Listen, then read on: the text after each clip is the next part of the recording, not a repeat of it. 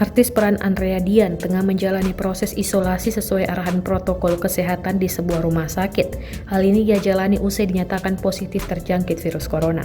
Dalam unggahan di akun Instagramnya Minggu 22 Maret 2020, Andrea membagikan pengalamannya saat menjalani isolasi. Andrea bersyukur masih mendapat tempat tidur.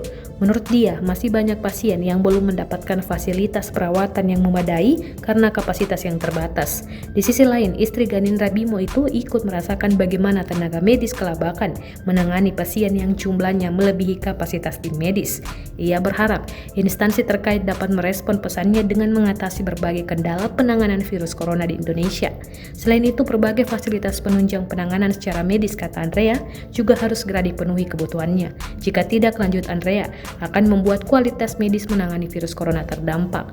Adapun Andrea Dian mengkonfirmasi positif virus corona pada Minggu 22 Maret 2020. Andrea mengaku pada awalnya mengalami demam, lalu sempat didiagnosis DBD ketika periksa ke rumah sakit.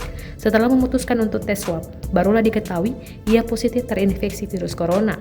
Ia pertama kali mengetahui kondisi tersebut pada 18 Maret 2020. Saat ini, Andrea telah menjalani isolasi sesuai arahan protokol kesehatan di sebuah rumah sakit.